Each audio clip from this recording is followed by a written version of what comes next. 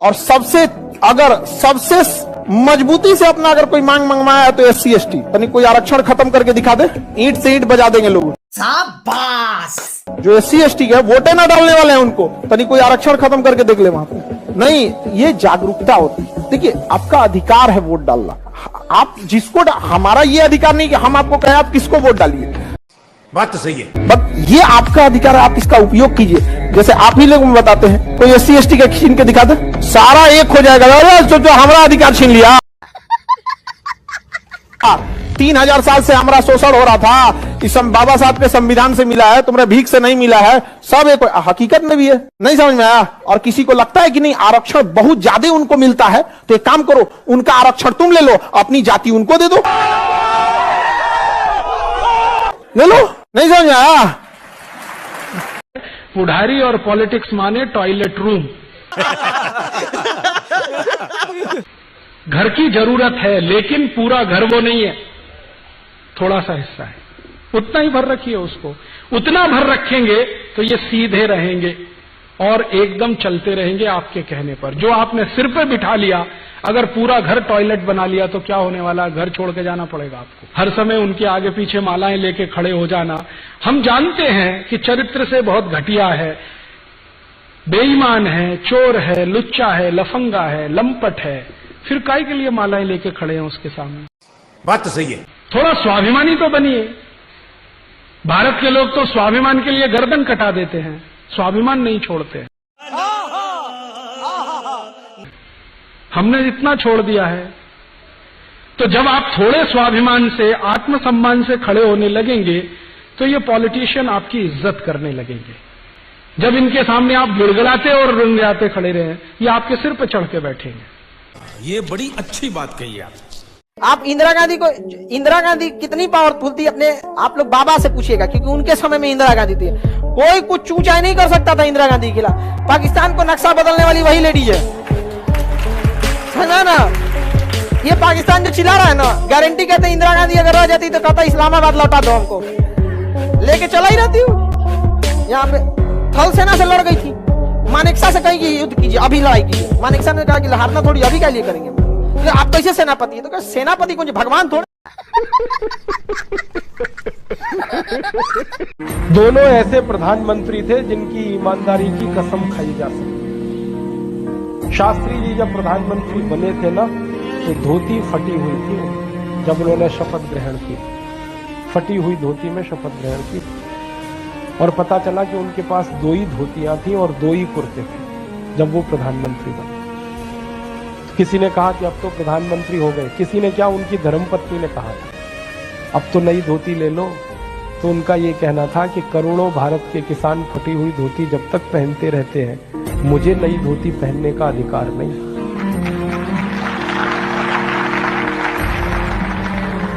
ऐसे ईमानदार प्रधानमंत्री जब घुसे सिस्टम में, तो सिस्टम ने उनको बर्दाश्त नहीं किया, निकाल के फेंक दिया, मार डाला, हत्या कर दी। हम भारतीयों का टैलेंट बात जो है उसमें बात वो यहाँ कहीं नहीं किसी में।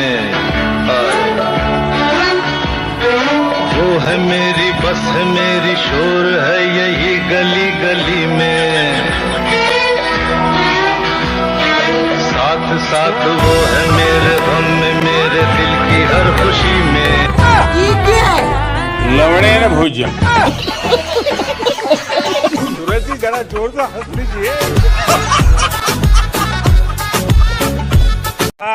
बसपा भाजपा सबसे बस एक सवाल है, आप जवाब दीजिए। इस समय पिछले 3 साल से कितने करोड़ लोगों को राशन मिल रहा है? जवाब दीजिए, जल्दी बोलिए फटाफट। अभी मजा आएगा ना भिड़ो। करोड़ पूछ रहे हैं। 80 करोड़ हमारे देश में वो भिखारी लोग हैं जो बिलो पॉवर्टी लाइन रह रहे हैं। सोच लीजिए 80 करोड़ को 4 ऊपर नीचे हो गया। ठीक है जी, ये राशन किनको दे रहा है? BPL below poverty line.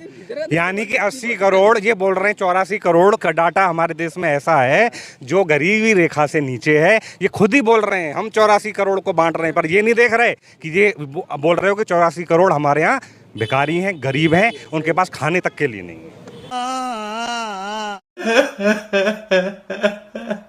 वो भी भारत की मीडिया पे बिलीव करेंगे 142वें नंबर पे।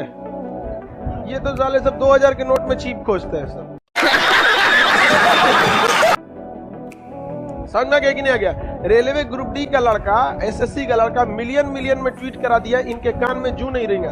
और खान सर का नाम ओरिजिनल क्या है, एकरा लिए प्राइम टाइम करा दिया सब। तो आप 142वें नंबर की मीडिया से ये उम्मीद करते हैं 10 ग्राम अगर ड्रग्स पकड़ा जाता है हॉलीवुड में, फिल्म दुनिया में, तो मीडिया वाला छाती पीटता है। बात तो सही है। और कई ट्रक ये ड्रग्स पकड़ाया अडानी बंदरगाह पर, किसी को कोई फर्क नहीं पड़ा। तो can't believe on Indian media. अगर आप इंडियन मीडिया पर बहुत ज्यादा भरोसा कर रहे हैं तो फिर ये बात आपके लिए सही नहीं है। चूतिया बनाया तुमको। इसलिए इस कानून का नाम नारी शक्ति वंदन अधिनियम, नारी शक्ति वंदन अधिनियम रखा गया है।